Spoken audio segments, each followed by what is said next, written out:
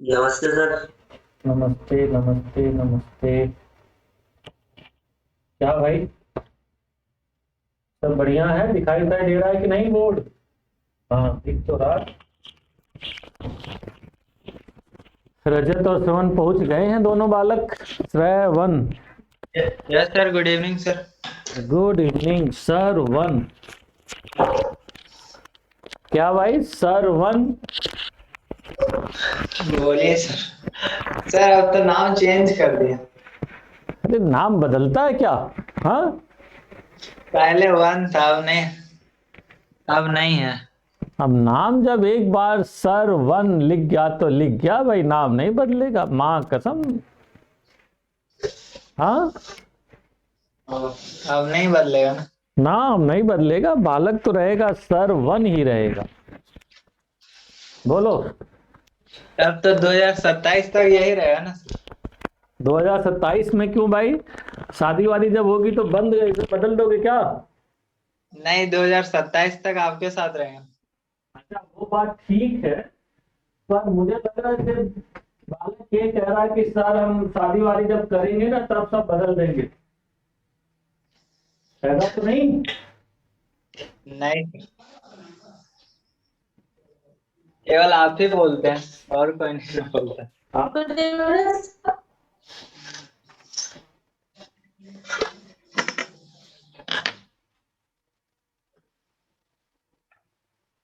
Sir जो सुबह GS की क्लास चल रही है सर, उसमें हाँ, क्या क्या पढ़ाया जा रहा है सर?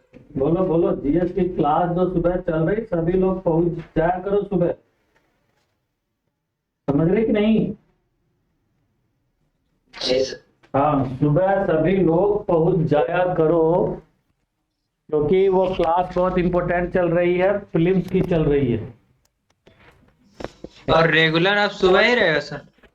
नहीं, एक एक्चुअली एक और क्लास चल रही थी ना, तो एक दूसरी कोचिंग की क्लास चल रही है, तो उसमें सेम टॉपिक जो पढ़ाना है मुझे, तो वही ये था, तो मैंने कहा भाई अपने सब बच्चे भी पढ़ लेंगे साथ में ही, मुझे जब पढ़ाना ही है तो, है या नहीं?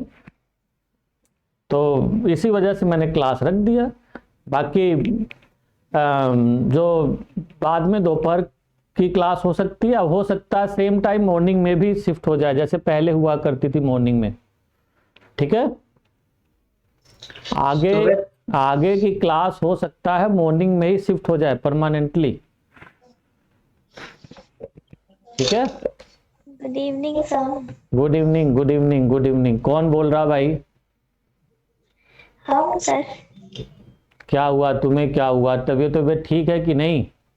जी सर ठीक है, कॉलेज गई थी ना तो ट्रैवलिंग की वजह से पैर हाथ बहुत दर्द कर रहे हैं। लो, मैंने तुम्हें कहा है कि सुबह उठ के 5 किलोमीटर दौड़ा करो। 5 किलोमीटर हाँ, दौड़ूंगी तो मर ही जाऊंगी। तो पहले ही बोल दिया, इसी बात पे तुम्हारा हमारा झगड़ा है। मैं तुम्हें बार बार कहता हूँ, ऑलवेज वी थिंक पॉजिटिव। हमेशा ये सोचो गिरा देंगे, ढहा देंगे, पहले जीतेंगे। पहले टहलने की आदत थी, मॉर्निंग में टहलने चली जाती थी 1 घंटे, नहीं जा नहीं पाती हूँ। गलत बात एकदम। नहीं, 5 तो चलो तुम्हें 80% तक छूट दे रहा हूँ। 1 किलोमीटर अप एंड डाउन यानी 2 किलोमीटर तक जाया करो, पैदल जाया करो, नहीं दौड़ा करो तो एटलीस्ट पैदल चलो। सुबह के टाइम बहुत जरूरी है बेटा, तुम लोग इस बात को समझते नहीं हो। नहीं सर, मतलब इतना दिन से कुछ था नहीं ना, ऑनलाइन हमारी क्लासेस होती थी, आज से खुल गई है, अब जाना पड़ रहा है, आना पड़ रहा है। कुछ भी हो, जल्दी उठो मॉर्निंग में। उठती तो मैं तो 3-4 बजे को नींद खुल हाँ, जाता तो है। जब भी टाइम सुटेबल हो अपना सुबह जाओ और अपना घूम के आओ। उठती से मतलब ये नहीं कि बिस्तर में पड़ी हुई हूँ अब उठ रही हूँ। तब ऐसे उठ के सर मैं, मतलब जैसे नींद खुल जाता है तो हाँ बैठ के बुक लेके बैठ जाती हूँ, पढ़ने हाँ, लगती तो हूँ। फिजिकल फिटनेस पे सभी लोग ध्यान दो equally, because your fitness is more important then other things.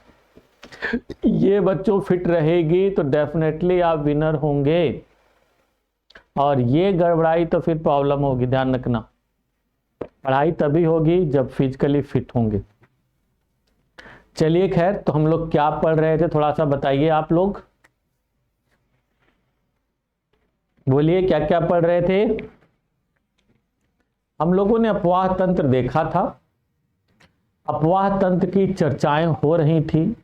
अपवाह तंत्र में हमने विशेष रूप से जो देखा, मैं भी कहूँ कुछ अंधेरा सा क्यों है, मेरी पिक्चर आज साफ क्यों नहीं आ रही है, और बच्चे भी नहीं बता रहे हैं। हाँ, अब देखो, नहीं सर, पिक्चर तो साफ ही आ रही है। अब देखो, अब ज्यादा आ रही है उसके पहले के कंपैरिजन में। जी सर। क्योंकि एक लाइट, सर आप ज्यादा गोरे दिख रहे हैं आप। देखो, सर के सामने तारीफ मत कर देना, नहीं तो सर फिर कई दिन खाना भी नहीं खाएंगे। सर को मैं समझाता हूँ, अरे सर ऐसी कोई बात नहीं है। सर कहते नहीं, आप ज़्यादा गोरे हैं। अब ठीक, आप लोग भी बटरिंग कर रहे हो तो मुझे पता है कि ये तो सब लाइट साउंड कैमरा एक्शन का कमाल है, बाकी ऐसा कुछ नहीं। खैर, तो चर्चा कुछ यही चल रही थी कि भारत में नदियाँ कौन कौन सी हैं, उसके अपवाह प्रतिरूप कौन कौन से। इस क्रम में हमने बहुत डिटेल चर्चा शुरू की थी उत्तर भारत की नदियों की। उत्तर भारत की नदियों की विशेषताओं को मैं समझाते हुए चला था कि उत्तर भारत की नदियों का मुख्य स्रोत हिमालय है। हिमालय के क्षेत्र में होने वाली वर्षा और हिमालय क्षेत्र में पाए जाने वाले ग्लेशियर से इन क्षेत्र की नदियों की उद्गम या उत्पत्ति होती है। फिर ये सदा नीरा हैं, ये भी इनकी विशेषता है। फिर इसी में आप लोगों ने देखा कि भाई यहाँ की बहुत सारी नदियाँ पूर्ववर्ती नदियाँ भी हैं, जैसे आप कह सकते हैं सिंधु, सतलज, गंडक, कोसी। फिर आपने ये देखा, ये नदियाँ अपने मार्ग में अलग अलग तरह के स्थलाकृतियाँ बनाती हैं, युवावस्था में हैं, अतः ये काट छांट बहुत अधिक करती हैं। विशेष रूप से पर्वतीय भागों में काट छांट करते हुए आगे बढ़ती हैं। मैदानी भागों में काट छांट ही नहीं करती हैं बल्कि निक्षेपण भी करती है, जिससे बाढ़कृत मैदान बनते हैं, खादर, बांगर, अमंगदम। और फाइनली ये जब सी तक पहुंचती हैं तो ये अपना वहां पर डेल्टा बनाती है। ऐसे बहुत सारे फीचर्स मैंने बताए आप लोगों को। हिमालय नदियों में जब हम फिर आगे बढ़ते हैं तो थोड़ा और भी दिखाई देता है। हिमालयी नदियों में 3 नदी तंत्र आपको देखने को मिलता है। जब हिमालय नदी तंत्र में आप जाते हैं तो आपको 3 नदी तंत्र देखने को मिलता है। कौन कौन सी हैं भाई 3 नदी तंत्र? गंगा, सिंधु, ब्रह्मपुत्र। Very good. सबसे पहले आपको दिखाई देगा एकदम उत्तर में, उत्तर पश्चिम में सिंधु तंत्र। देन फिर भारत का सबसे बड़ा नदी तंत्र आपको दिखाई देगा गंगा। एंड देन आप लोग देखोगे ईस्टर्न साइड में भारत का महत्वपूर्ण सिस्टम आपको दिखाई देगा, और वो है आपका ब्रह्मपुत्र सिस्टम। ब्रह्मपुत्र सिस्टम, ये सारे सिस्टम कहीं ना कहीं बहुत महत्वपूर्ण है। तो आइए भाई हम लोग हिमालयी तंत्र के जरा देख लेते हैं।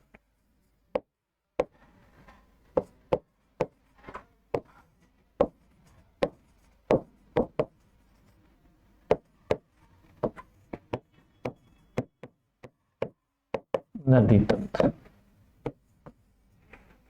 इन नदी तंत्रों में जब बात होती है तो आप कह सकते हैं पहला आ गया आपका सिंधु तंत्र।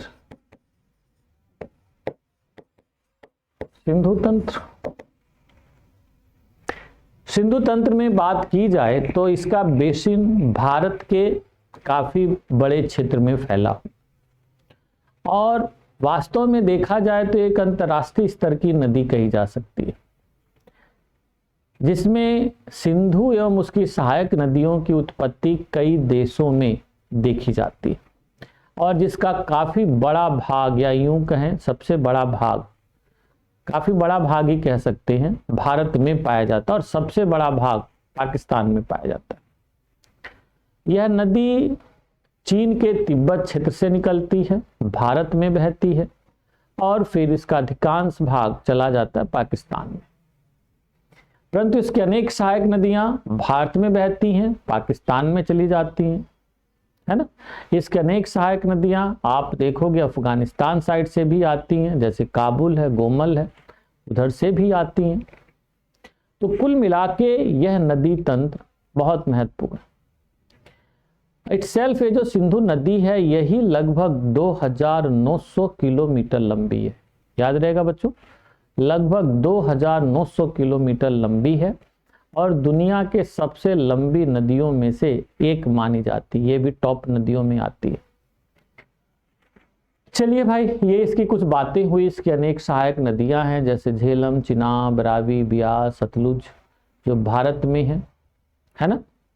भारत में ये प्रमुख सहायक नदियां। इसके अलावा नुब्रा है, श्योक है, इसके राइट हैंड पर आप लोग देखोगे लद्दाख रीजन में। और यह नदी एक सदा नीरा नदी है और यह मानसरोवर झील से निकलती है। यह मानसरोवर झील से निकलती है और इंडिया में बहती है, पाकिस्तान में चली जाती है और भारत में यह पीओके के रीजन में गिलगित के पास एक बहुत गहरा गॉर्ज बनाती है, जिसे इंडस गॉर्ज या सिंधु गॉर्ज भी कहा जाता है, जो लगभग 5550 मीटर गहरा है। पता आप लोगों को, यह लगभग 5550 मीटर, 5050 मीटर गहरा गॉर्ज। तो इस तरह से यह एक महत्वपूर्ण नदी तंत्र माना जाता है। जरा सोचो, इसका बेसिन भारत के कौन कौन से राज्यों में फैला हुआ है? मेनली जम्मू कश्मीर, लद्दाख, दोनों यूटी में। इसके अलावा आप कह सकते हैं पंजाब में, इसके अलावा हिमाचल प्रदेश में, इसके अलावा आप कह सकते हैं हरियाणा में और very few part in Rajasthan also. और यह नदी फाइनली कहाँ चली जाती है बच्चों? आपके चली जाती है बे ऑफ बंगाल में, अरेबियन सागर में जाके गिरती है। चलिए लिख लीजिए जरा इसको। सिंधु तंत्र, सिंधु तंत्र हो सकता है कभी 10 नंबर में पूछ लिया जाए। सिंधु तंत्र हिमालय तंत्र की नदियों में, हिमालय तंत्र की नदियों में से एक प्रमुख तंत्र माना जाता है, प्रमुख तंत्र माना जाता है, प्रमुख तंत्र माना जाता है। यह विश्व के विशालतम नदी तंत्रों में से एक है।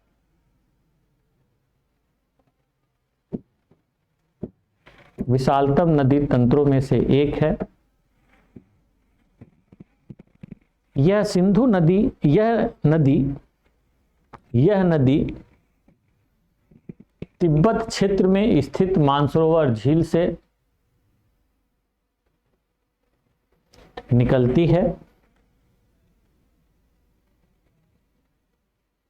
सर तिब्बत क्षेत्र में, तिब्बत क्षेत्र में मानसरोवर झील से निकलती है।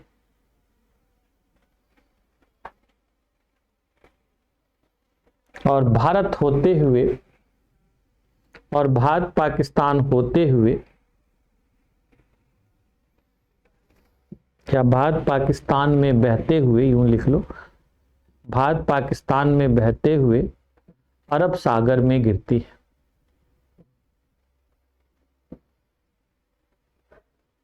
गिरती है।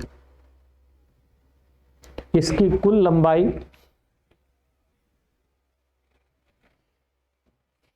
2890 किलोमीटर है। 2890 किलोमीटर, लगभग 2900 वही हो गया किलोमीटर है।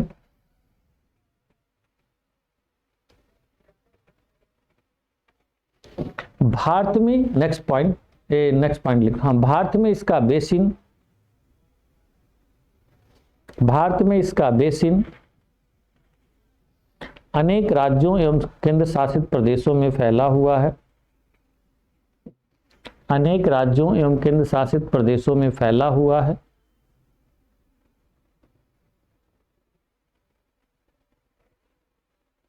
फैला हुआ है।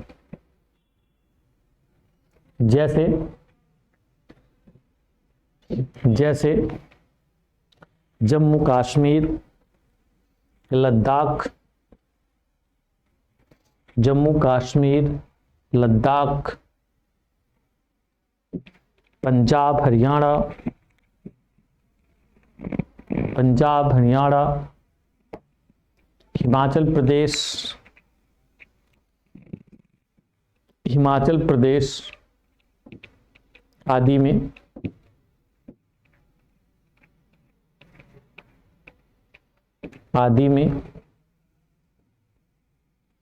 नेक्स्ट पॉइंट, सिंधु की बाईं ओर से मिलने वाली प्रमुख सहायक नदियों में सिंधु के बाईं ओर से मिलने वाली प्रमुख नदियों में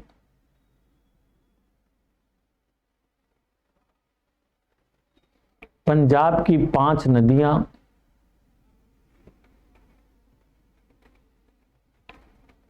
नदियां, जैसे झेलम, चिनाब, रावी, ब्यास,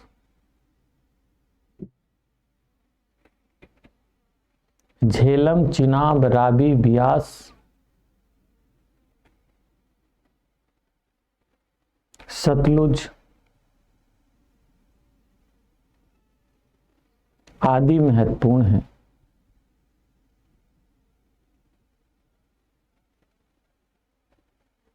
आदि महत्वपूर्ण है।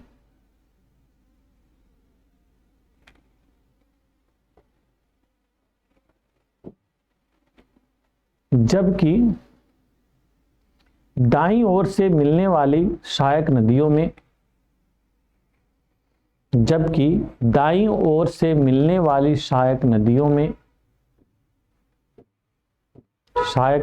में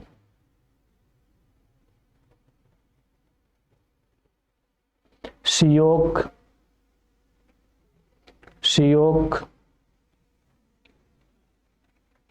गिलगित,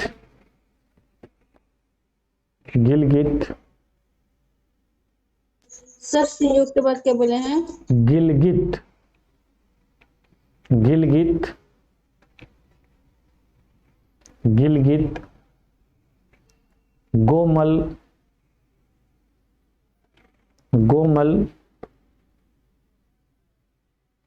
गोमल, काबुल आदि प्रमुख हैं।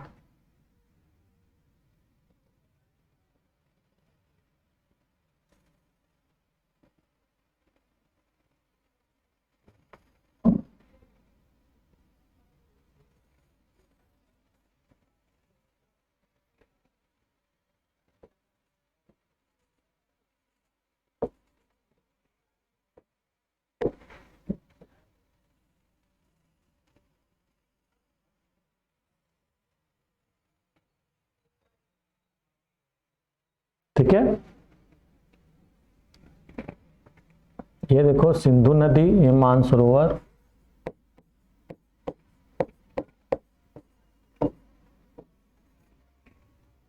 सिंधु नदी,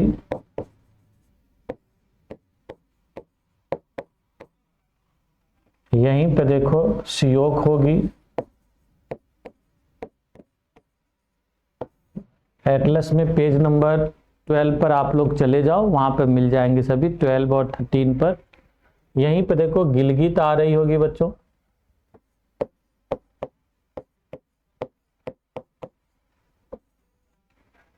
आ रही गिलगित। फिर यस सर। यहीं पे देखो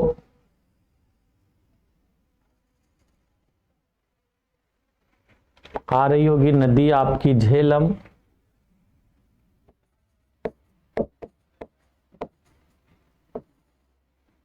यहीं पर चिनाब आ रही होगी, आ रही है, चिनाब है। फिर वहीं पर रावी आ रही होगी,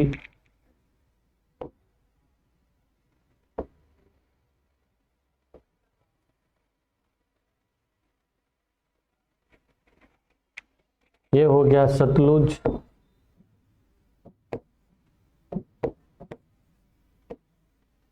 ये देखो यहीं पे होगी ब्यास,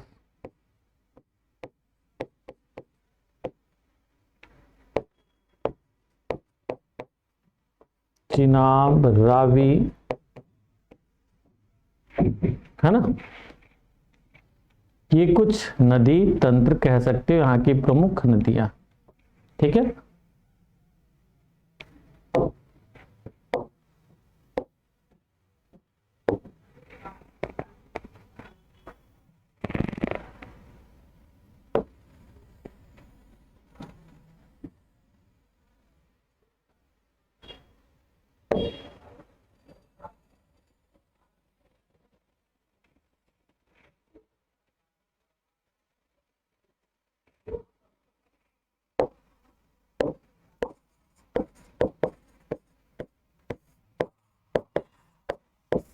सिंधु तंत्र। डायग्राम जरूर बनाया करो बच्चों, जहां तक संभव हो अधिक से अधिक डायग्राम बनाओ। Practice more and more diagram. जितना डायग्राम बना ले गए वही आपका धन है, वही सेकंड पेपर में आपको नंबर देगा। ठीक है, चलिए भाई, ये तो आपका ये सारा हो गया। फिर आप दूसरा देखते हैं। बन गया डायग्राम आपका? ये डायग्राम बन गया? यस सर, बन गया। Yes sir.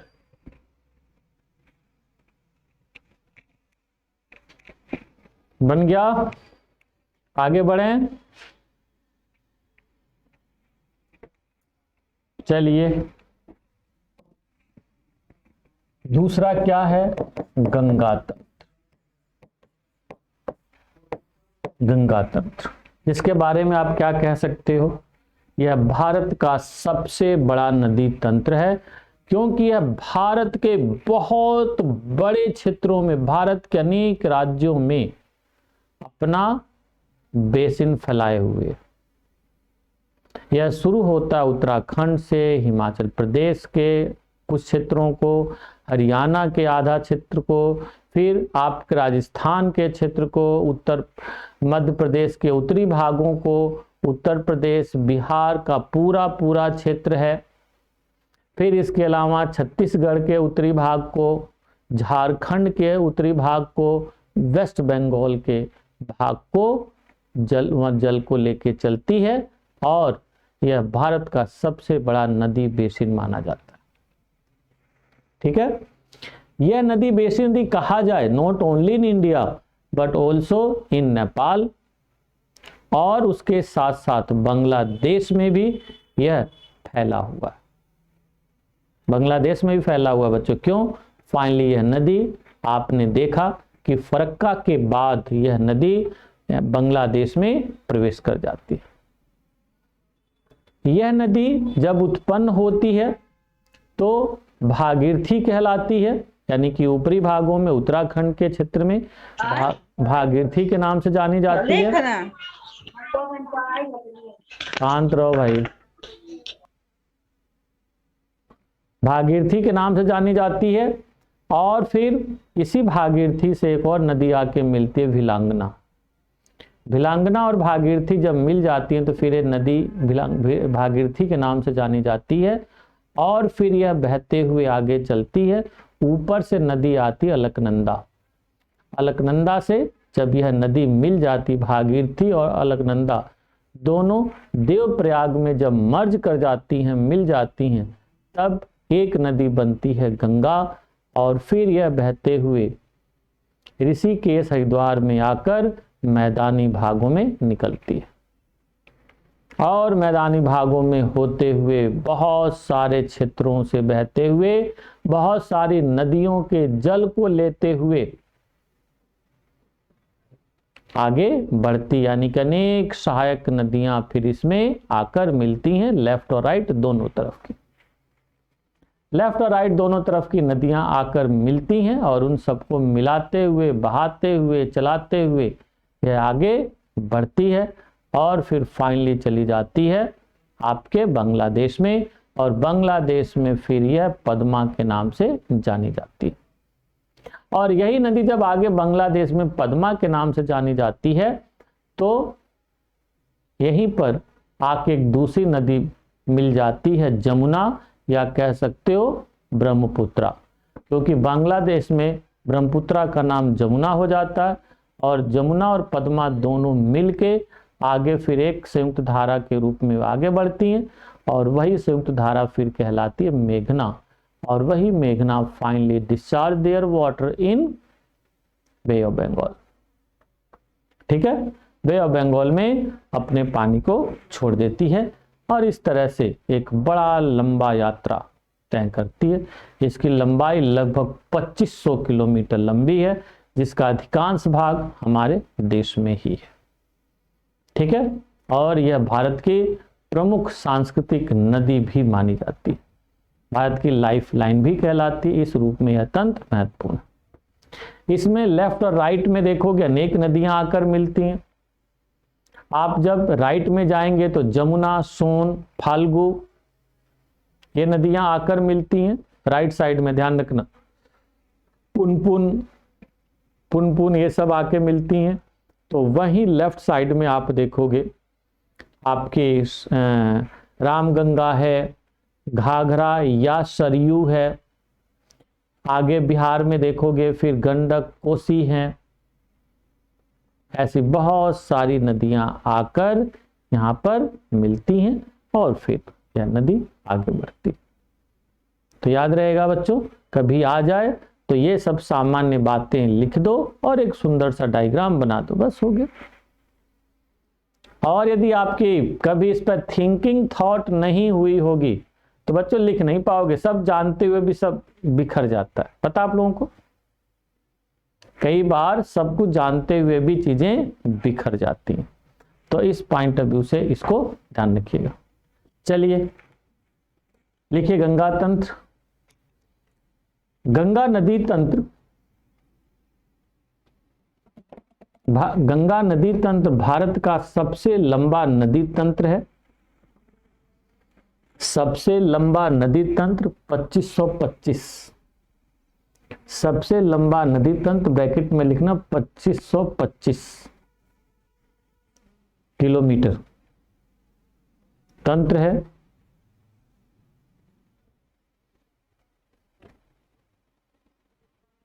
जो उत्तराखंड के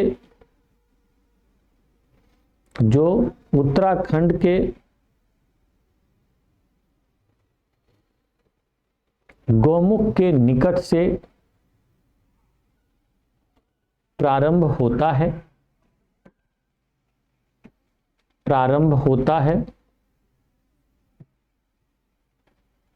इसकी दो शीर्ष धाराएं अलकनंदा तथा भागीरथी हैं। इसकी दो शीर्ष धाराएं अलकनंदा तथा भागीरथी हैं, जो देवप्रयाग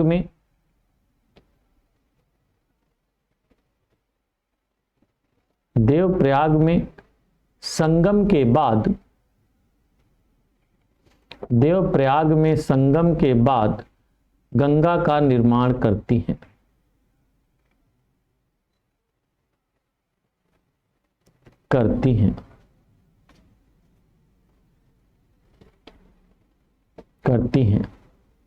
ठीक है, यह गंगा नदी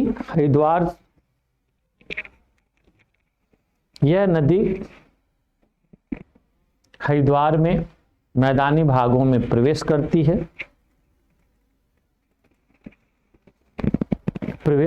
है और अनेक राज्यों से बहते हुए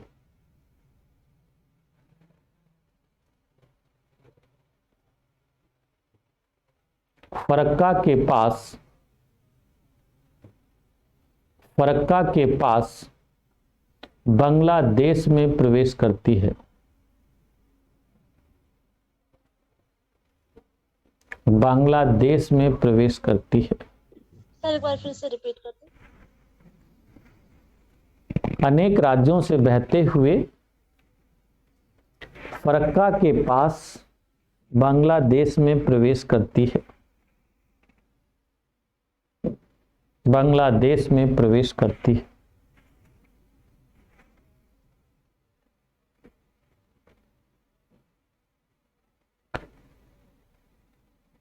आगे लिखो, इसका नदी बेसिन भारत के सर्वाधिक क्षेत्र पर विस्तृत है। इसका नदी बेसिन भारत के सर्वाधिक क्षेत्र पर विस्तृत है, जो अनेक राज्यों में फैला हुआ है।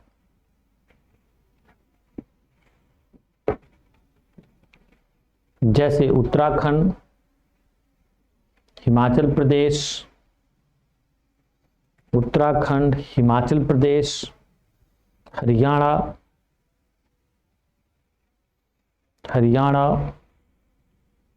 राजस्थान,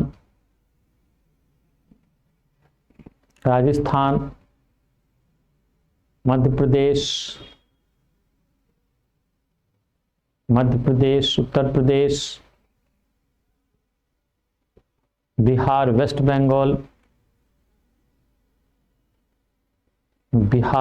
बंगाल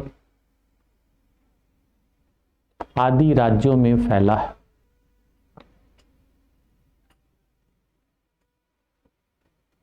आदि राज्यों में फैला है। ठीक है, आदि राज्यों में फैला है। नेक्स्ट पैरा, इसकी दाईं ओर की सहायक नदियां, इसकी दाईं ओर की सहायक नदियां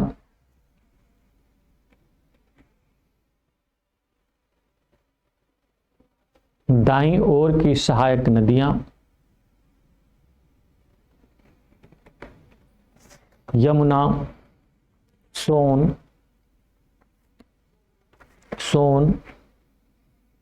पुनपुन आदि हैं।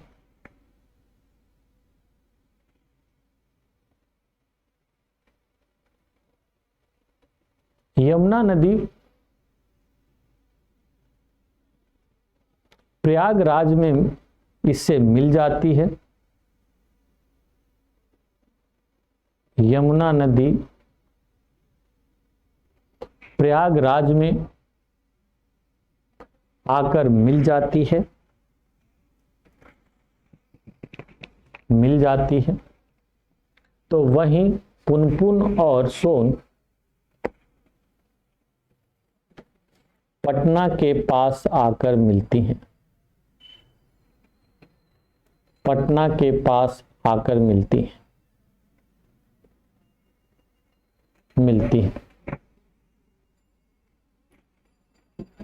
ठीक है,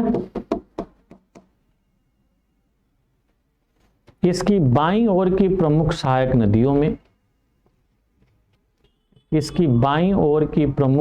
नदियों में, रामगंगा, गोमती,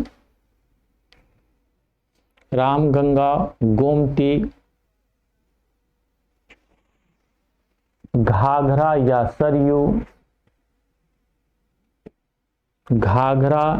सरयू।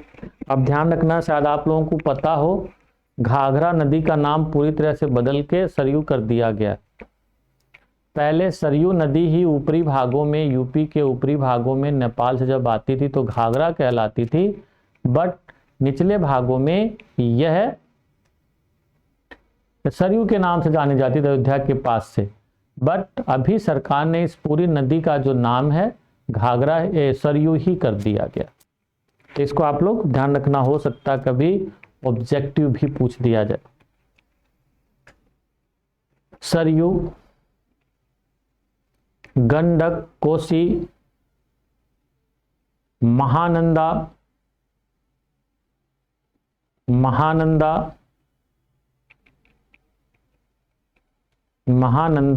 प्रमुख महानंदा हैं।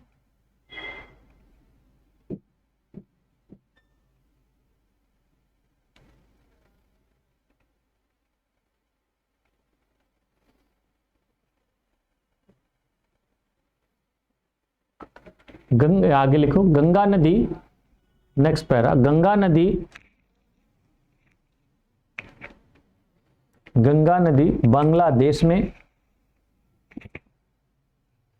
बांग्लादेश में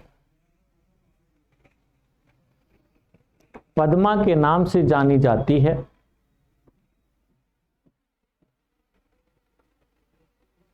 और ब्रह्मपुत्र से मिलने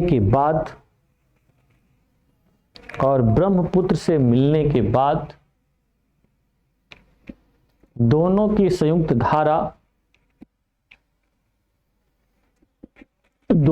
संयुक्त धारा मेघना कहलाती है।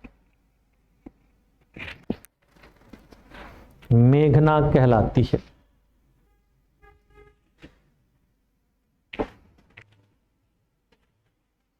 मेघना कहलाती है।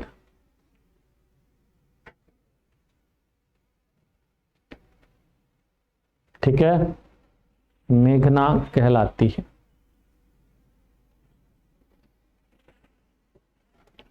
संयुक्त धारा मेघना कहलाती है।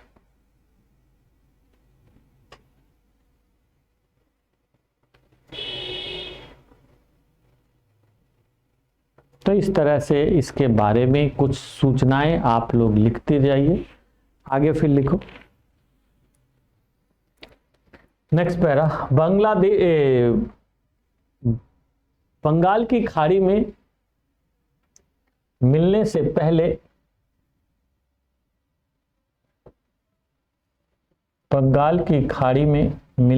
पहले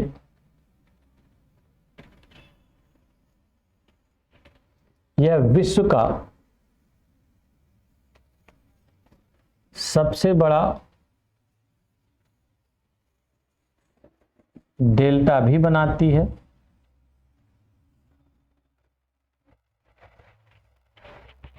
जो सुंदरवन डेल्टा के नाम से जाना जाता है।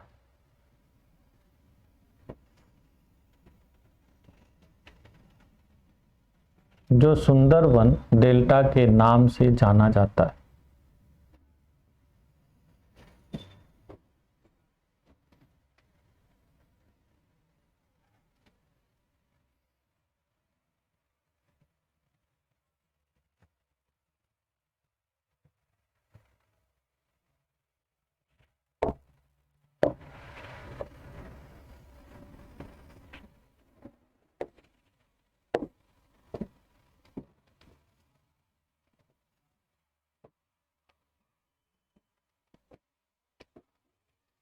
ये देखो यमुना है,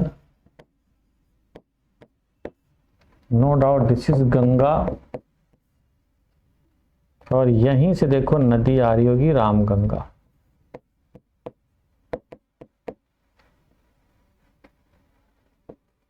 रामगंगा यहीं से नदी आपको आ रही होगी गंडक, कोसी, ठीक है। ये है फरक्का, और now it name is Padma. और यहां पर ये देखो, यहां पर एक और खास बात,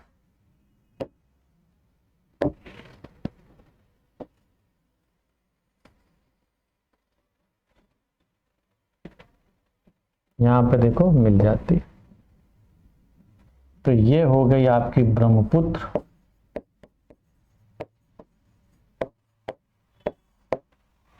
ब्रह्मपुत्र नदी, यहां पे ये जमुना कहलाती है, और ये हो गई मेघना।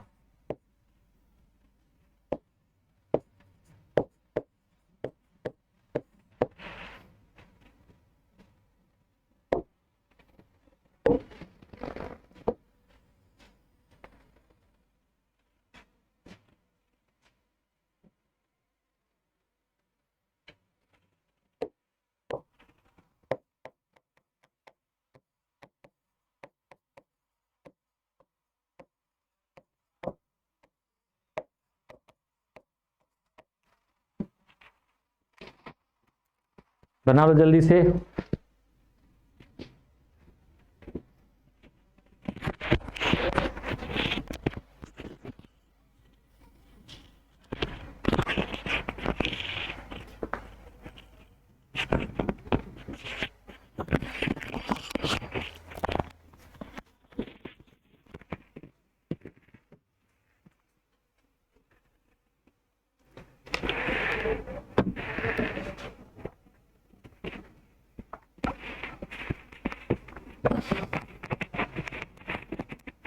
क्लियर? बन गया सबका? बोलिए भाई, जी सर। आगे बढ़े। सर तो ये हो गया गंगा तंत्र। इसी में आगे आता है ब्रह्मपुत्र तंत्र। इसी में नेक्स्ट लिखिए ब्रह्मपुत्र तंत्र। ब्रह्मपुत्र नदी तंत्र, ब्रह्मपुत्र नदी तंत्र भारत का तीसरा महत्वपूर्ण नदी तंत्र माना जाता है।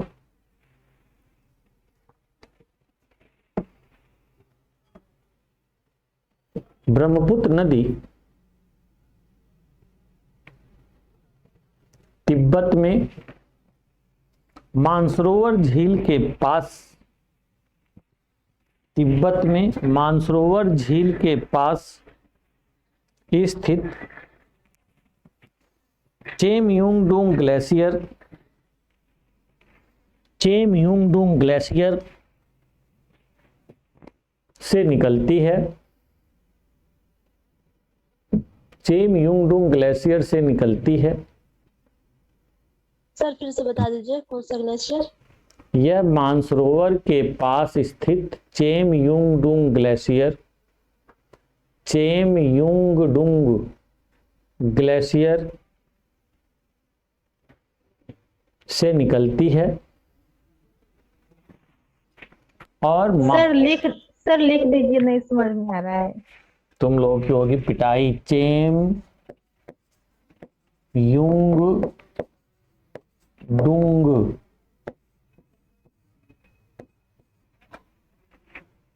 इसमें कौन सी, या मेरी आवाज साफ नहीं है?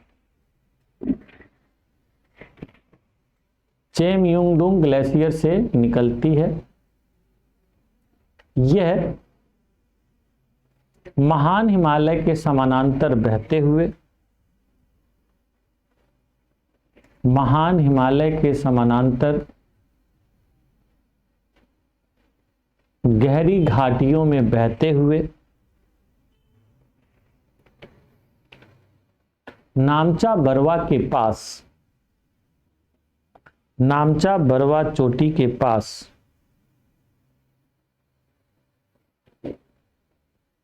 अचानक दक्षिण पश्चिम की ओर मुड़ जाती है। दक्षिण पश्चिम की ओर मुड़ जाती है। सर प्लीज फिर से रिपीट कर दीजिएगा। बहते हुए, बहते हुए चेमयुंगडुंग, बहते हुए नामचा बरवा के पास या नामचा बरवा चोटी के पास, नामचा बरवा चोटी के पास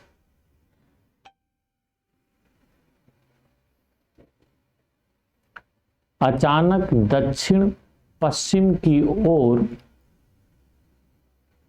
मुड़ जाती है। और यहीं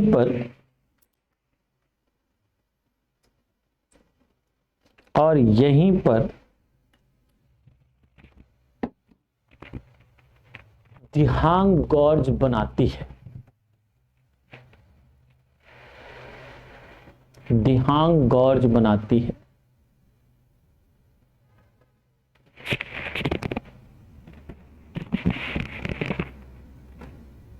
अरुणाचल प्रदेश में यह दिहांग के नाम से जानी जाती है। अरुणाचल प्रदेश में यह दिहांग के नाम से जानी जाती है। दिहांग के नाम से जानी जाती है।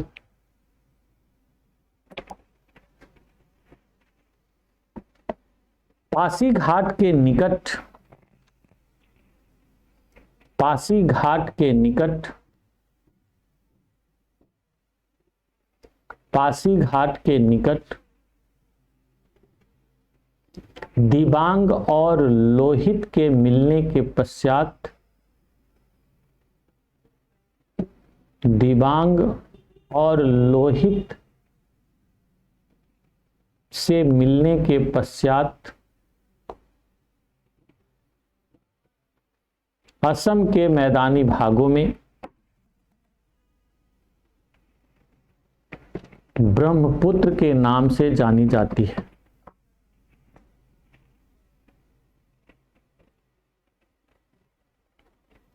ब्रह्मपुत्र के नाम से जानी जाती है।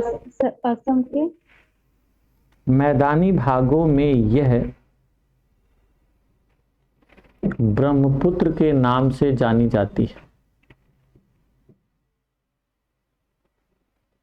जानी जाती है। समझ गए आप लोग? ब्रह्मपुत्र के नाम से जानी जाती है। असम के मैदानी भागों में यह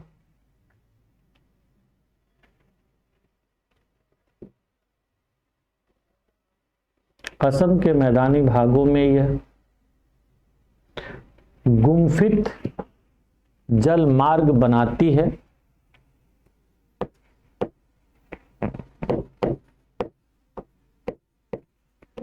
गुम्फित जल मार्ग ब्रैकेट में ब्राइडेड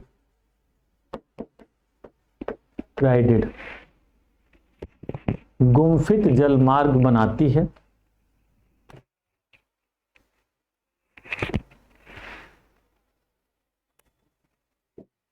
गुम्फित जल मार्ग बनाती है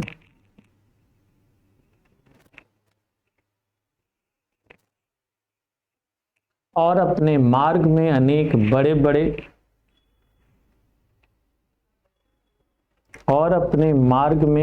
अनेक बड़े बड़े नदी द्वीप भी बनाती है। नदी द्वीप भी बनाती है।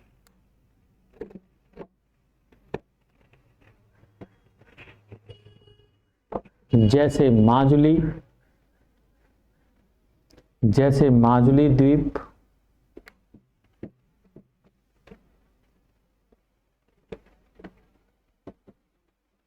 धुबरी के निकट यह बांग्लादेश में प्रवेश करती है।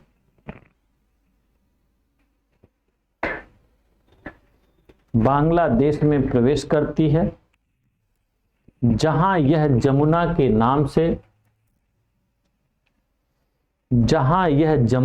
नाम से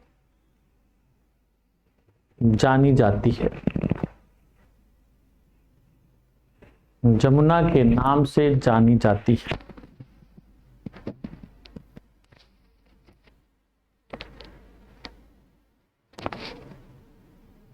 याद रहेगा।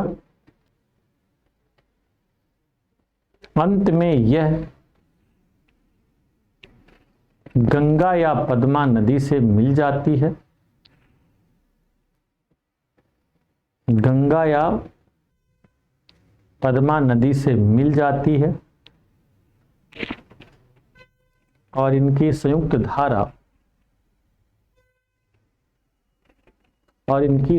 धारा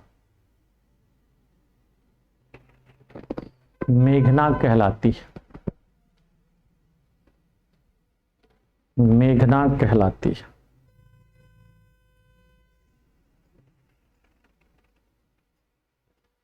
नेक्स्ट पैरा। इसके दोनों किनारों पर अनेक सहायक नदियां आकर मिलती हैं। अनेक सहायक नदियां आकर मिलती हैं।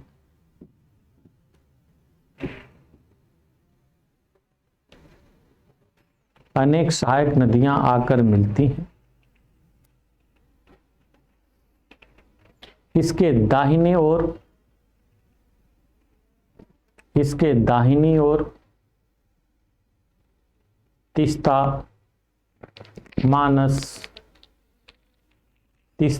मानस, देखो यहीं पर नदी होगी। तीस्ता, मानस,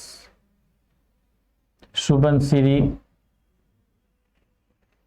तीस्ता, मानस, सुबनसिरी, सुबनसिरी। तो वहीं इसके बाईं ओर, इसके बाईं ओर धनसिरी, कपिली, धनसिरी, कपिली,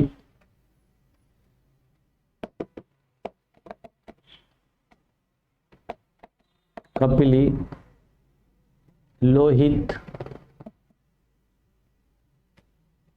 प्रमुख सहायक नदियां हैं, प्रमुख सहायक नदियां।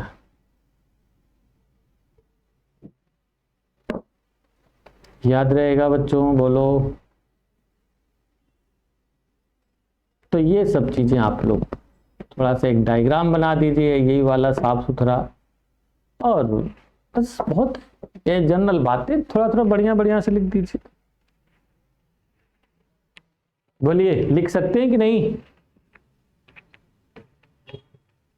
अब यहीं से कई सारी चीजें समझ में आएंगी आप लोगों को। आप जब प्लॉट करना, या आपका एक क्वेश्चन आता है मैपिंग वाला बच्चों, तो जो मैपिंग में क्वेश्चंस आता है उसमें आप लोग देखोगे नदियों की प्लॉटिंग आती है।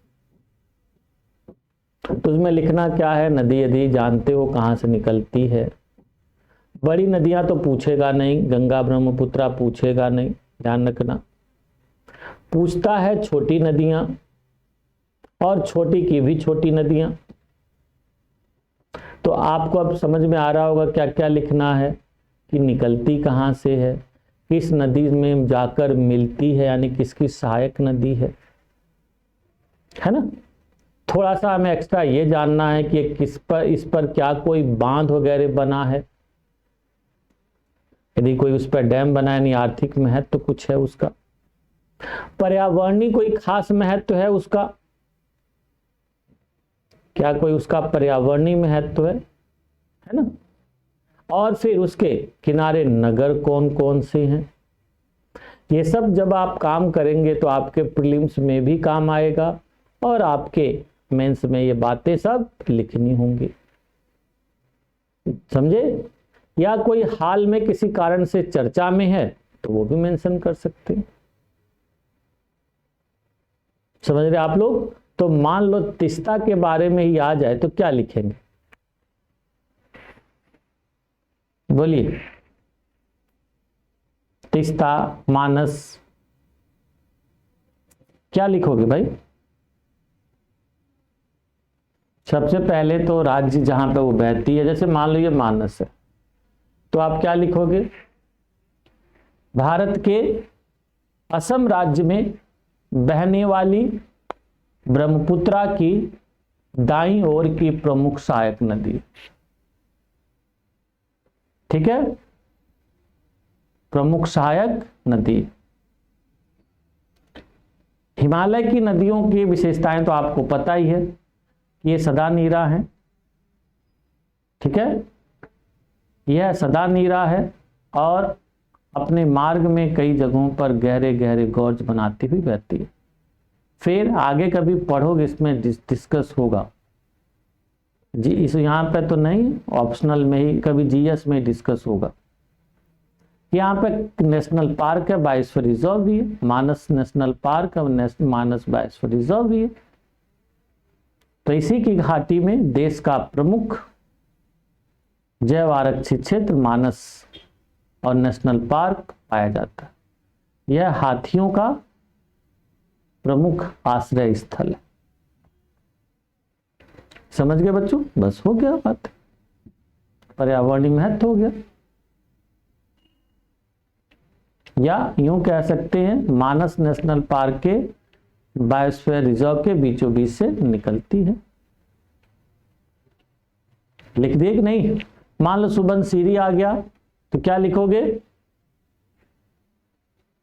आप तो लिख सकते हो ना, सुबन सीरी आ गया तो क्या लिखोगे बच्चों? सब चुप हो गए, ऐसे चुप हो गए जैसे सांप काट लिया हो। क्यों भाई? सब ऐसे चुप हो गए जैसे सांप काट लिया हो। ऐसे काम नहीं चलेगा, कुछ दिमाग लगाया करो। आप लोगों के पास मेरी वाली बुक तो है ही, भारत भूगोल मानचित्रावली। वो बुक, उसमें बहुत सारी नदियों को मैंने दिया हुआ, भारत की जितनी भी प्रमुख नदियां उन सभी की सूचनाएं वहां पे मैंने मेंशन किया हुआ है कि भाई इस नदी के बारे में क्या तुम 30 से 40 शब्दों में लिख सकते हो। All the things are mentioned there. तो उसको एक बार पढ़ लेना और यहां से देखो सारे करेक्टर समझ में आएंगे। अब आपका काम क्या बचा हुआ है? इंडिया का मैप उठाओ और अपना एटलस और मेरी वाली किताब, उसकी सहायता से बढ़िया सा एक मैप बनाओ। मुझे आज बहुत अच्छा लगा, यास्मीन बहुत मेहनत करती है। आज मैं सुबह क्लास लिया था और यास्मीन ने तुरंत साउथ अमेरिका के मैप बना के भेज दिए।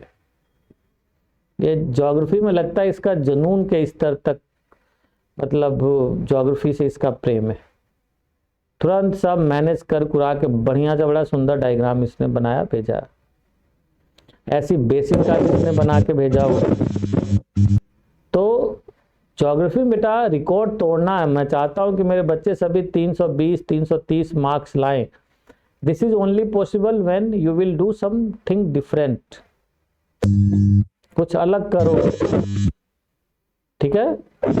तो अलग कहां से होता है? प्रेजेंटेशन में। अलग कहां से होगा? प्रेजेंटेशन में, ठीक है? तो चलो खैर, तो इस तरह से यहां पर ये सारी बातें हुई। इनको कल आप लोग नदी जितनी भी हैं इन सभी को प्लॉट करके लाएंगे। तो यहीं पर मामला अब खत्म होता है। हिमालयी नदियों से संबंधित उनकी विशेषताएं, विस्तार, तंत्र, ये वो लॉट ऑफ थिंग्स। अब जरा हम आगे चलते हैं प्रायद्वीपीय भारत में।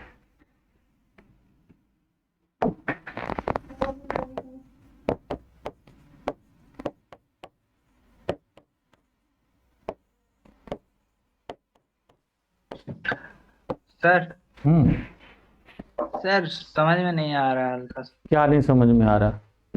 सर जैसे सिंधु नदी है, उसकी लंबाई तो 2900 किलोमीटर है और गंगा नदी के 2500, तो सबसे लंबा गंगा नदी है, सिंधु का है नहीं।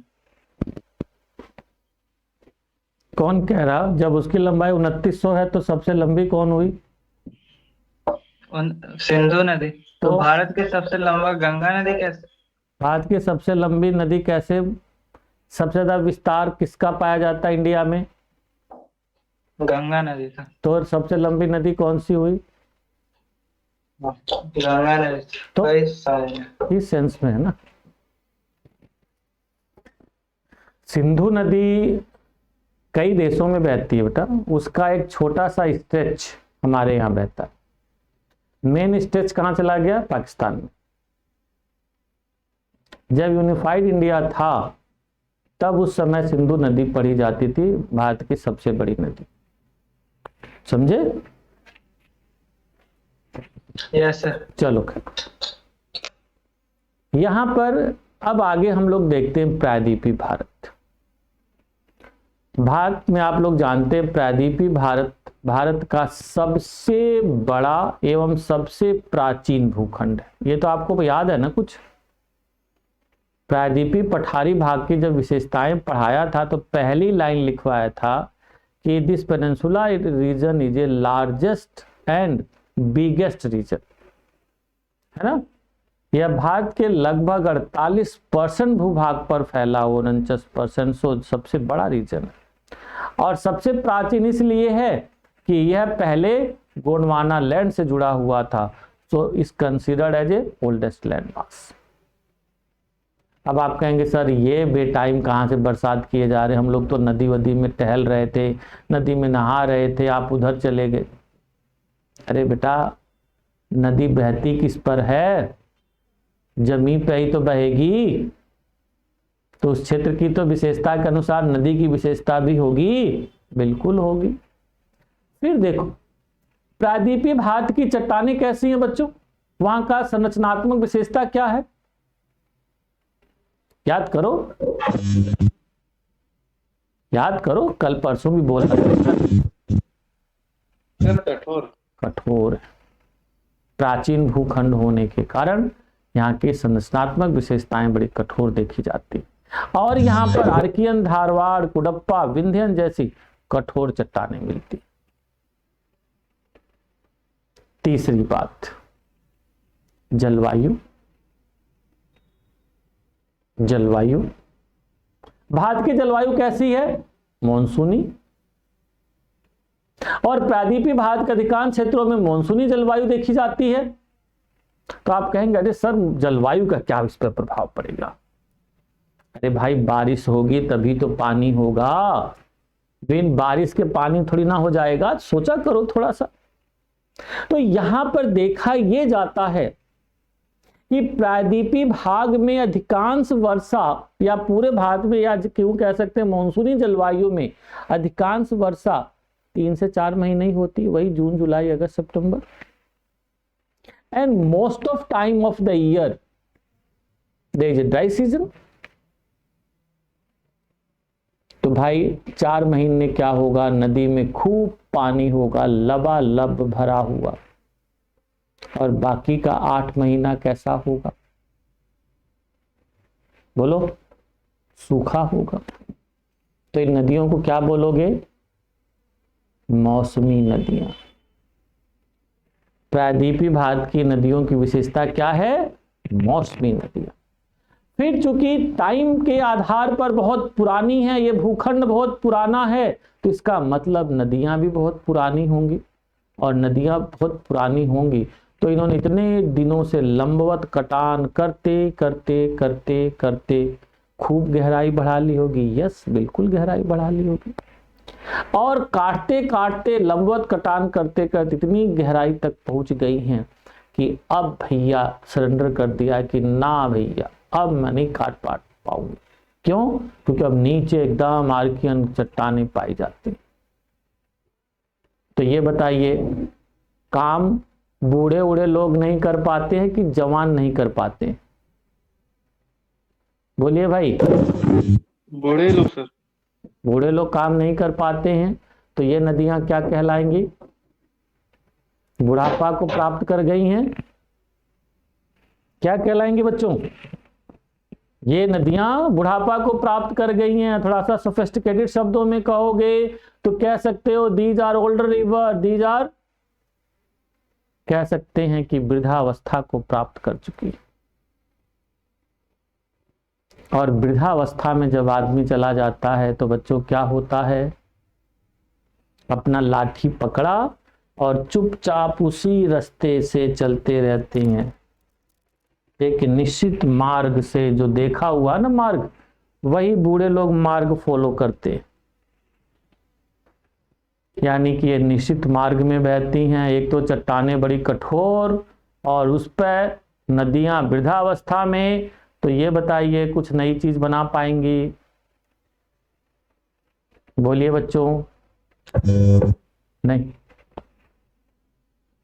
ये नदियां अपने मार्ग में कुछ नहीं, बहुत ज्यादा विविधता कुछ बना पाती। हाँ, कहीं कहीं गॉर्ज, गहरे गहरे गॉर्ज बनाई हुक बना के बहती हैं, बाकी बहुत ज्यादा काट छांट नहीं कर पाती है। उसी मार्ग में निश्चित रूप से बहती रहती बहती रहती बहती। तो ये बड़ी खास बात है भाई। हिमालय पर्वतीय प्रायद्वीपीय भाग की नदियों में देखोगे बहुत सारे क्षेत्रों से नदियां निकलती रहती हैं और अनेक प्रकार का प्रवाह प्रतिरूप बनाती हैं अलग अलग भागों में। जैसे आप देखोगे पश्चिमी घाट से अनेक नदियां निकलती, अधिकांश बड़ी नदियां पश्चिमी घाट से निकलती हैं। तो वहीं विंध्य सतपुड़ा से भी निकलती हैं, अमरकंटक से भी निकलती हैं, वहीं अरावली क्षेत्र से भी निकलती है। जैसे माही और साबरमती कहां से निकलती? आप देखोगे अरावली के दक्षिणी ढालों से निकलती। तो वहीं अमरकंटक पठार से भी निकलती हैं। कौन सी भाई? नर्मदा, जो अरीय प्रकार का प्रतिरूप बनाती हैं। तो इस क्षेत्र में आप देखोगे अनेक प्रकार के प्रतिरूप दिखाई देते हैं। हरी प्रतिरूप दिखाई देगा, अध्यारोपित प्रतिरूप दिखाई देगा, जालीदार प्रतिरूप दिखाई देगा, अनुवर्ती प्रतिरूप दिखाई देगा, हेरिंग प्रतिरूप दिखाई देगा। हेरिंग प्रतिरूप बताया था बच्चों, कहां बनता है, कुछ याद है? क्यों भाई? अरे पश्चिमी घाट के पश्चिम में जो नदियां गिरती हैं, हेरिंग प्रकार का प्रतिरूप बनाती हैं। पढ़ लो, पीछे वाला पढ़ लो, सब जुड़ता जाएगा इधर। तो ध्यान रखना, आगे जो भी पढ़ोगे सब जुड़ते जाएंगे। यही बेटा आधार है, इसी पे सारा खेल आगे खेला जाएगा। एग्रीकल्चर आएगा वो भी खेला जाएगा, संसाधन आएगा वो भी खेला जाएगा, उद्योग धंधे होंगे, इसी बात की भू आकृति, भारत के अपवाह तंत्र, भारत की मिट्टी, नहीं सब पर खेला जाएगा। तो इस एरिया में जितने अच्छे खिलाड़ी रहोगे उधर उतना समझ में आएगा।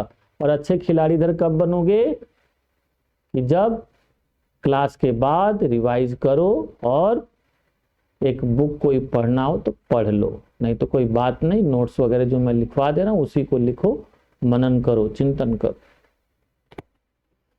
तो यहां पर विविध प्रकार के अपवाह प्रतिरूप दिखाई देते हैं। चूंकि इस एरिया में ढाल जो है दक्षिण पूर्व की ओर है, तो प्रायद्वीपीय भारत की अधिकांश बड़ी नदियां बंगाल की खाड़ी में गिरती हैं।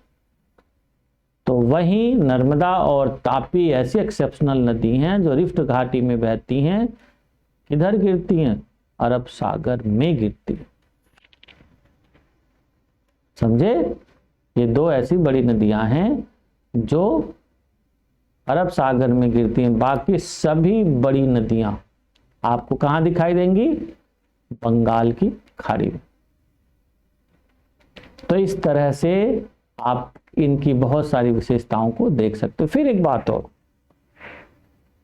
हिमालयी प्रायद्वीपीय भारत की जो नदियां हैं, जरा सोचो बच्चों कि किस प्रकार के क्षेत्र में बहती हैं। पठारी भाग हैं। पठारी भागों में जगह जगह कई बार पहाड़ियां भी मिलती हैं, पठार भी हैं, पहाड़ी भी है। पहाड़ी भागों से निकलती हैं, पठारी भागों में बहती हैं। तो ये बताओ, जगह जगह गिरते हुए चलेंगी कि नहीं? जलप्रपात बनाएंगी कि नहीं? तो प्रायद्वीपीय नदियां अपने मार्ग में जगह जगह जलप्रपात बनाते हुए भी बहती। बोलिए, इतनी सारी विशेषताएं आप लोगों को याद रहेंगी कि नहीं बच्चों? बोलो, या थक गए?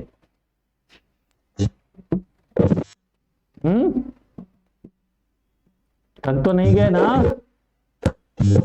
तो ये सारी बातें आपके नोट्स में मेरे ख्याल से प्रायद्वीपीय भारत का मैंने जिक्र किया हुआ है, नोट्स में है। तो मैं लिखवाऊं नहीं इसको, नहीं हो तो मैं लिखवा दूं।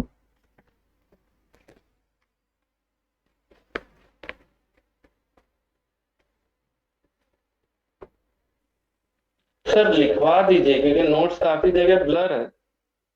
ये वाला पेज शायद ब्लर है। हाँ चलो लिख ही लो।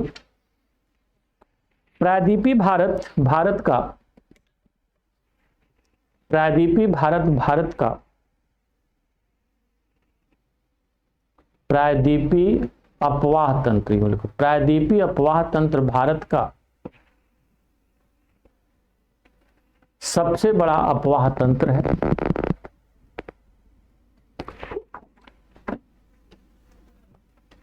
अपवाह तंत्र है।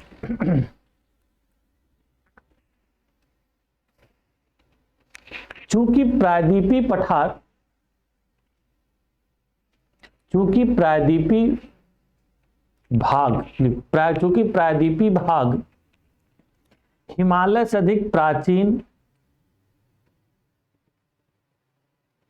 हिमालय से अधिक प्राचीन एवं स्थिर भूखंड है,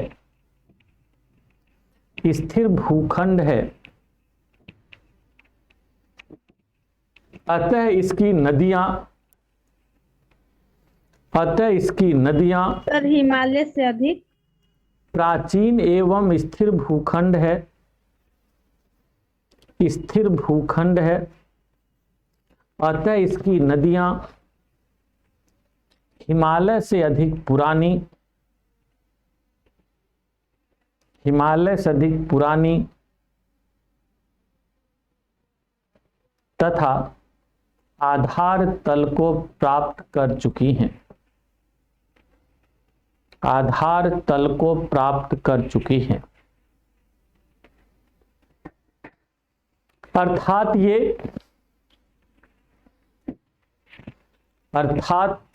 ये अब लंबवत कटान नहीं करती हैं, अर्थात अब ये लंबवत कटान नहीं करती हैं,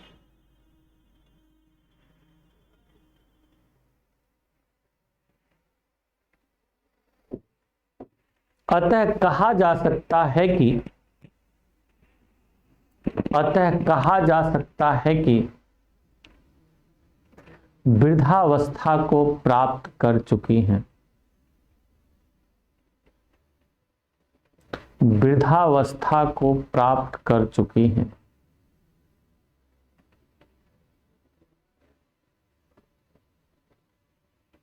प्राप्त कर चुकी हैं।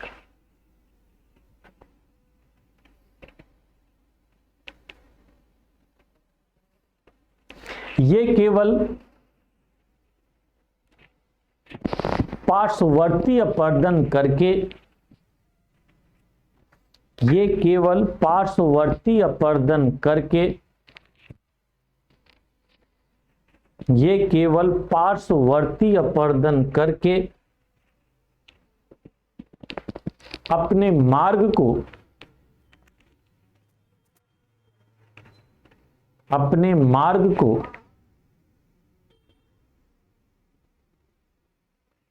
चौड़ा करती रहती हैं।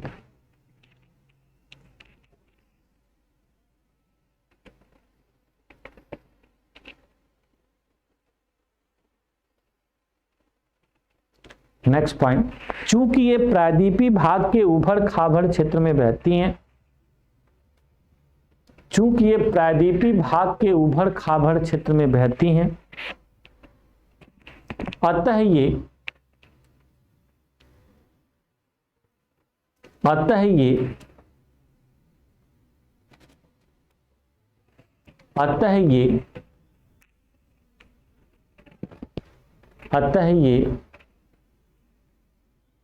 अपने मार्ग में जगह जगह जलप्रपात बनाती हैं, अपने मार्ग में जगह जगह जलप्रपात बनाती हैं।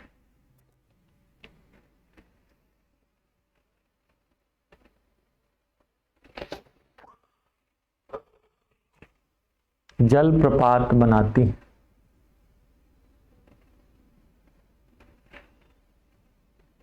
याद रहेगा? चलिए भाई,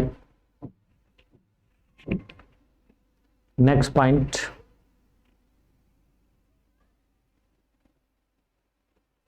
सर हाँ सर ये जगह जगह जलप्रपात बनाती है, एक दो एग्जांपल। बहुत सारे, एक एग्जाम्पल थोड़ी ना, भरे पड़े एग्जाम्पल।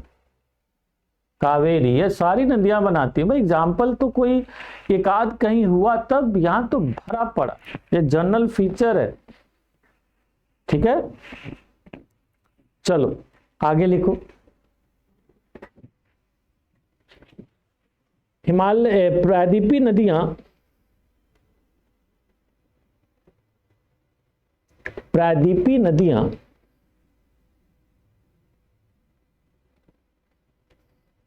वर्षा जल पर निर्भर करती हैं, वर्षा जल पर निर्भर करती हैं,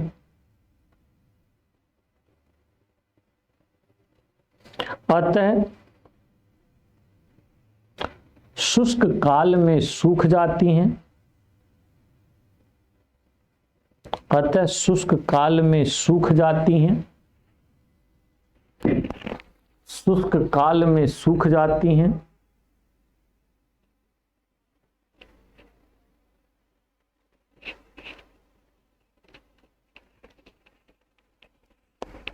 नेक्स्ट पॉइंट, प्रायद्वीपीय भाग का प्रायद्वीपीय भाग का दक्षिण पूर्वी ढाल होने के कारण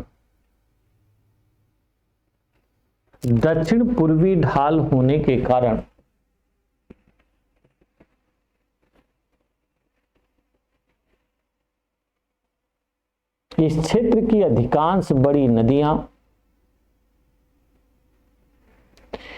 क्षेत्र की अधिकांश बड़ी नदियां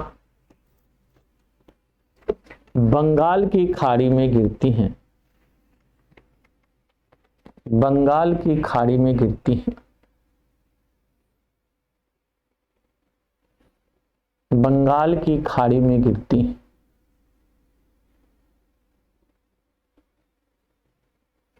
परंतु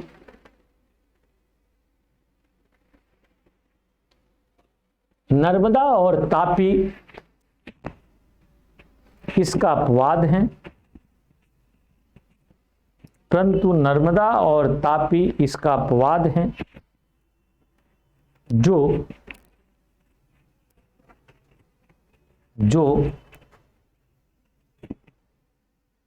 रिफ्ट घाटी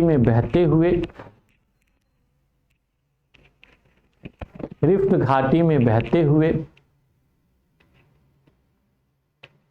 अरब सागर में गिरती है। अरब सागर में गिरती है।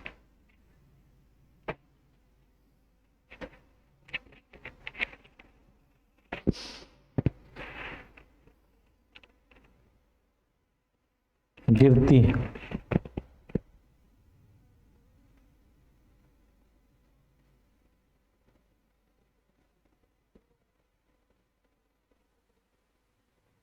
चलिए भाई नेक्स्ट पॉइंट। प्रायद्वीपीय क्षेत्र की अनेक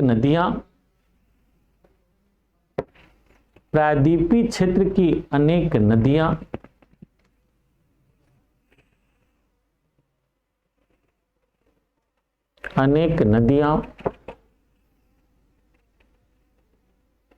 या यूं लिखो,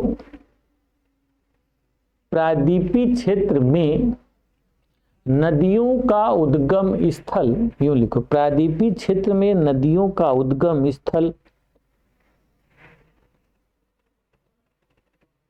अनेक पाया जाता है,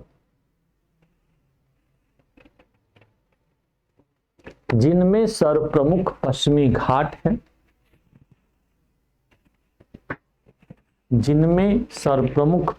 घाट है। जिससे कृष्णा, गोदावरी,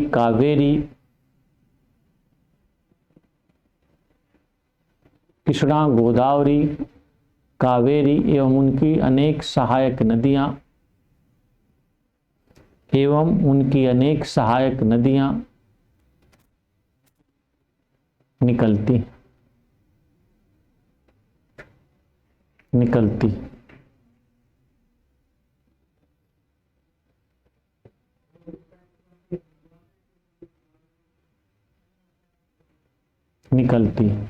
क्लियर। इसके अलावा विंध्य, सतपुड़ा, अरावली,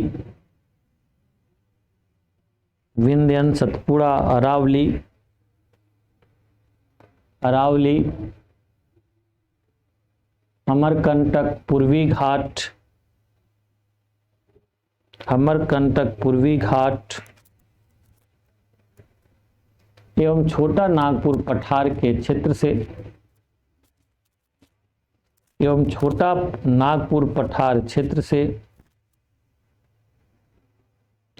से भी अनेक नदियां निकलती हैं।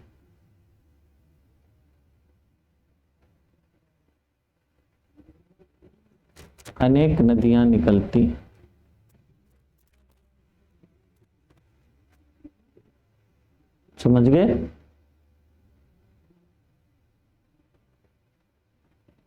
तो इस तरह से आप लोग थोड़ा सा ध्यान रखिएगा भाई। ये सारी विशेषताएं हुई। कुछ बातें एक लाइन और लिख लो।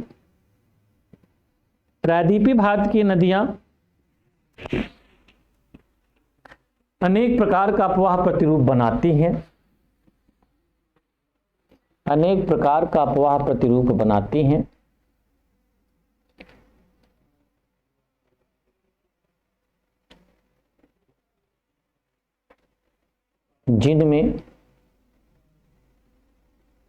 जिनमें अध्यारोपित अपवाह प्रतिरूप आयताकार जालीदार अरीय वृक्षनुमा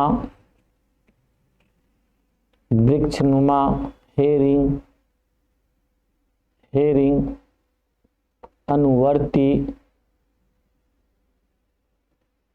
आदि प्रमुख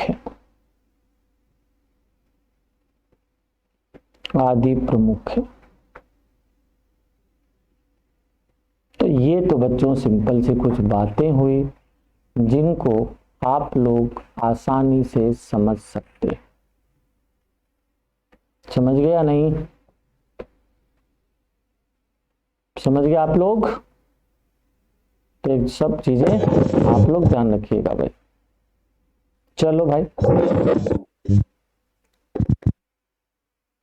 ये प्रायद्वीपीय भारत की कुछ बातें हुई। अब इसी में एक और एंगल निकल के आता है। इतना कुछ पढ़ने के बाद अब आप लोगों के दिमाग के कुछ चक्षु काम कर रहे होंगे। तो ये काम कर रहा होगा कि प्रायद्वीपीय भारत और हिमालयी नदियों में अंतर के बिंदु, प्रायद्वीपीय भारत और हिमालयी नदियों के बीच अंतर के बिंदु।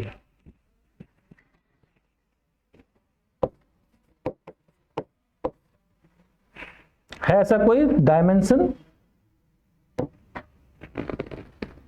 आपके पेपर में पूछा है ना? जी सर।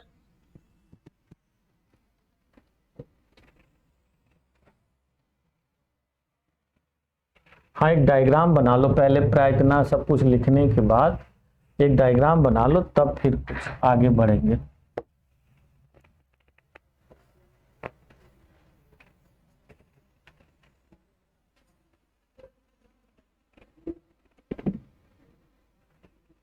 ये देखो बच्चों, ये प्रायद्वीपीय भारत हुआ। प्रायद्वीपीय भारत में जब आप देखेंगे तो बहुत सारी नदियां दिखाई देंगी। ये देखो, सुवर्ण रेखा,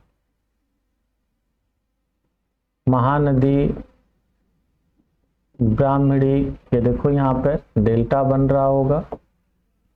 फिर यहीं पे आओगे आप गोदावरी,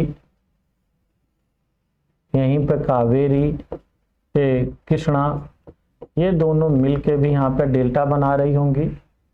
और फिर यहीं पे आओगे तो नदी मिलेगी कावेरी, यहीं पे पुन्नूरू होगी। ये देखो नदी वैगई है, यहाँ पे रिवर होगी आपकी साबरमती, और ये देखो रिवर आपकी चल रही है नर्मदा, और ये हो गई आपकी तापी। ठीक है, यहीं पर आप देखोगे गोदावरी की कुछ सहायक नदियां, इंद्रावती है। यहीं पर देखोगे आपको मंजिरा मिलेगी नीचे की ओर। यहीं पर आप देखो वर्धा होगी, पेनगंगा, वेनगंगा नदियां होंगी। देखो पेज नंबर 10 पे जाओ तो सब मिलेगा ही। पेज नंबर 10 पे पहुंचे आप लोग? पेज नंबर 10 पे पहुंचे तो वहां पे देखो ये सब मिलेगा।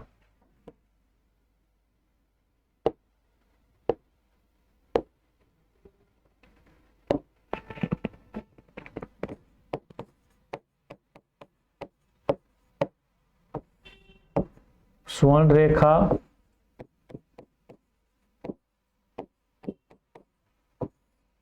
ब्राह्मणी, महानदी, नर्मदा, तापी, साबरमती, यहीं पर माही भी होगी। ये आपकी होगी गोदावरी, यहीं पर हो गई ये कृष्णा, ये हो गई आपकी कावेरी, और ये हो गई आपकी वैगई।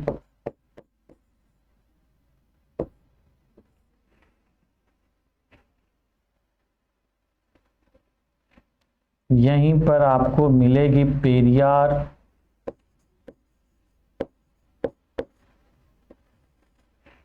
पेम्बा,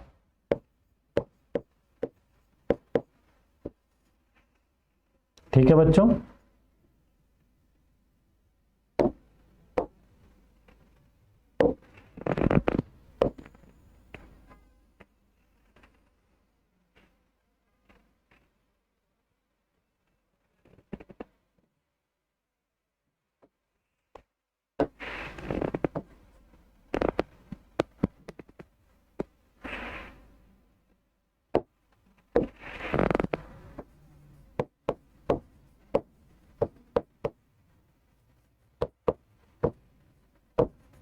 प्रायद्वीपी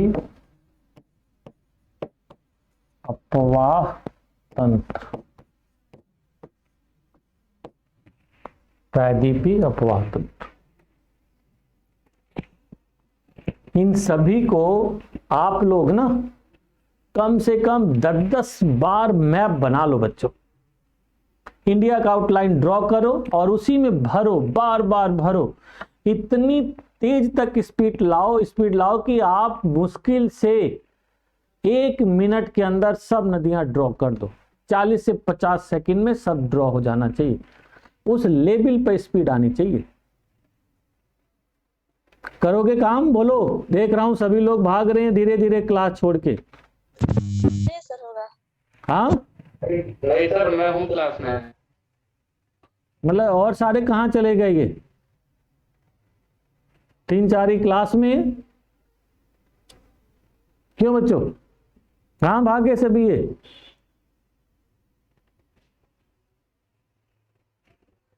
तो चलो खैर, कुल मिला के ये है कि इन सभी पर आप लोग काम करो करो करो। ठीक है, चलो आज इतना ही रहने देते हैं। देख रहा हूँ कम से कम क्लास में सभी लोग रहा करो ना। आप लोग गायब हो जाते हो तो फिर उत्साह डाउन हो जाता है। तो चलो आज इतना ही रहने देते हैं। अंतर अब कल मैं पढ़ाऊंगा। सर अंतर हम लोग खुद से बना लेंगे। आप लोग थोड़ा जीएस के पॉइंट ऑफ व्यू से बनाते हो, मैं थोड़ा ऑप्शनल के पॉइंट ऑफ व्यू से लिखवाऊंगा। ठीक है, हाँ, आप लोग वही 4 बातें बताओगे। सदा नीरा हैं, ये हैं, वो हैं, कई सारे डायमेंशन जो होते हैं ना, होंगी बातें वही, पर मैं थोड़ा एक्सप्लेनेटरी वे में उसे बताऊंगा। जिससे थोड़ा सा उसका वजन बढ़ जाएगा। वजन बढ़ जाएगा तो ऑप्शनल हो जाएगा, और क्या। ताकि थोड़ा ऊपर तो ना गिरेगा कि भाई कुछ और चीजें बताई जाएंगी। बट आप लोग वही लिख के चल दोगे, ये नदियां सदा नीरा हैं, ये नदियां बूढ़ी हैं। ठीक है, तो चलो, हालांकि कोशिश करना, लिखना चाहते हो तो लिख लीजिएगा आप। क्या चीज? सर नोट, इसका नोट भेज दीजिए ना। किसका? ये अपवाह तंत्र वाला। अपवाह तंत्र का नोट्स कुछ गया होगा आप लोगों को, और नहीं तो मैंने अब तक तो सारा लिखवा ही दिया। सारी इंपॉर्टेंट बातें मैंने लिखवा दी। नोट्स की जरूरत नहीं है आपको, खास कोई जरूरत नहीं है। इसी को पढ़ लो, बहुत है। सर जो पार्ट ब्लर था नोट्स में, अगर वो फिर से अवेलेबल हो जाए तो वही, ज्यादा अच्छा अरे होगा। यार वही तो लिखवा दिया हूँ, और क्या। बाकी तो मैं भेज ही दूंगा, क्यों घबराते। ठीक है सर। हाँ सर मेरे आंसर भी चेक हो जाते तो मेरे को बहुत खुशी होती है। अरे तुम लिखा करो, तुम्हारा आंसर चेक क्या करूं, मतलब मजा नहीं आता। वही पुरानी कहानी। अभी राइटिंग वाइटिंग पर काम करो यार, तुम निरंतर लिखते रहो बस, है ना। ठीक है सर। हाँ मतलब कुछ चीजें ना जब जब कहीं नहीं जाती, मैं जब इग्नोर करता हूँ तो समझा करो कि सर के मन में कुछ बात चल रही है। आप अब जैसे देखो, यास्मीन एक अच्छा काम करती, यास्मीन की कॉपी में अक्सर देखता रहता हूँ। तो जिस बच्चों को जब लगता है ना क्वालिटी है इसमें, तो अब उसमें कितनी कमियां बताऊं तुम्हें, तो 10 बार मैं पहले भी बता चुका हूं। उसको और सुंदर करो, फॉन्ट सुधारो, है ना, कंटेंट पे थोड़ा काम करो, कई सारी चीजें। तो वही तो तुम्हारी कॉपी तो मैं पहले से भी चेक किया हुआ हूं ना। ठीक है, जी जी। ओके फिर bye. Thank you sir, bye sir. Thank you sir, good night sir. Good night.